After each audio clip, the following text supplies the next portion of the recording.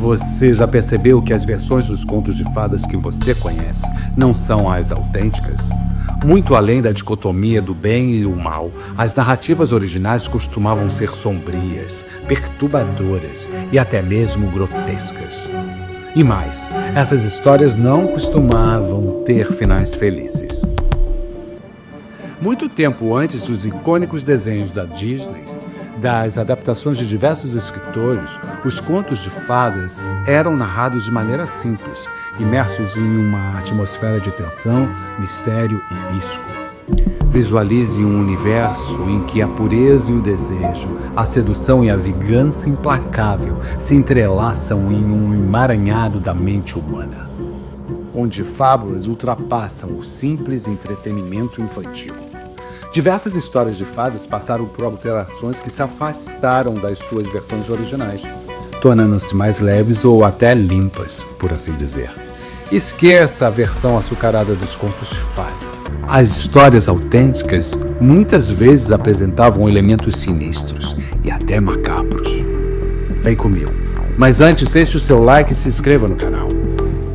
Na verdade, os contos nem sempre foram criados para o público infantil. Essas histórias eram destinadas a uma audiência mais ampla. Em essência, eles funcionavam como um reflexo da realidade da vida cotidiana daquela época. Vamos mergulhar na verdadeira essência de João e Maria, explorando os cantos mais sombrios dessa história temporal. Por que os pais abandonaram seus filhos na floresta?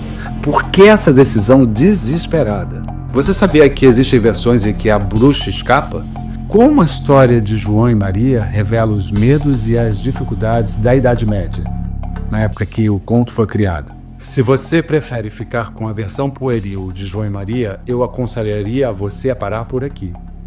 Embora possa não aparentar, trata-se de uma narrativa que entrelaça temas como abandono, rejeição pelos pais, sequestros, homicídio e até mesmo a tentativa de canibalismo. A narrativa de João e Maria provavelmente teve sua origem em um período de intensa escassez e desespero, espelhando os desafios de eras difíceis, mas também trazendo uma centelha de esperança. Para compreender a narrativa original, é necessário analisar o contexto.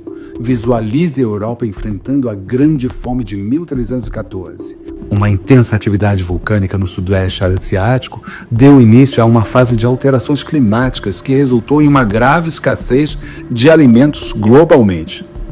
Uma população à beira de extinção se encontrava nesse contexto devastador. Em meio a essa situação alarmante, diversas famílias enviavam seus filhos para as ruas em busca de trabalho ou negociavam em mercados de crianças. Pais aflitos frequentemente deixavam seus filhos na mata, acreditando que isso poderia proporcionar uma oportunidade de sobrevivência. Relatos de canibalismo e assassinato de crianças circulavam amplamente, criando uma imagem aterradora da realidade daquele tempo. Embora possa não aparentar, trata-se de uma narrativa que entrelaça temas como abandono, rejeição pelos pais, sequestros, homicídio e até mesmo a tentativa de canibalismo. A narrativa de João e Maria provavelmente teve sua origem em um período de intensa escassez e desespero, espelhando os desafios de eras difíceis, mas também trazendo uma centelha de esperança.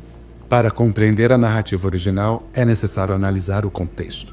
Visualize a Europa enfrentando a Grande Fome de 1314. Uma intensa atividade vulcânica no sudoeste asiático deu início a uma fase de alterações climáticas que resultou em uma grave escassez de alimentos globalmente.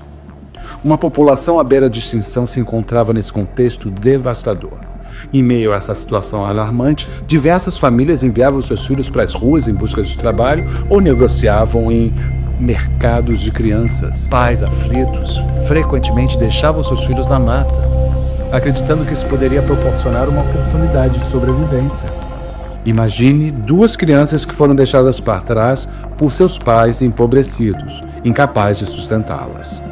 Traídas pelo pai, elas acabam se perdendo em uma floresta densa e ameaçadora. João e Maria, desesperados, tentam encontrar o caminho de volta, mas acabam se deparando com algo muito mais aterrador do que haviam imaginado. Com fome, se deparam com uma casa feita de guloseimas e começam a devorá-la. O que a princípio parecia ser um conto encantado, rapidamente se transforma em um pesadelo. A casa, na realidade, é uma armadilha montada por uma velha que se comporta como uma bruxa cruel e faminta. Ela tem um plano cruel para as crianças. Quando os irmãos finalmente percebem a situação, já é tarde demais. A mulher que inicialmente aparentava ser bondosa acaba aprisionando e forçando Maria, ou Gretel, na versão original, a superalimentar João, ou Hansel, preparando-a para ser comida pela própria bruxa. Essa narrativa ilustra as repercussões da ingenuidade excessiva e da confiança indiscriminada. Em uma noite, quando as sombras dançavam na parede da casa amaldiçoada, João e Maria decidiram agir.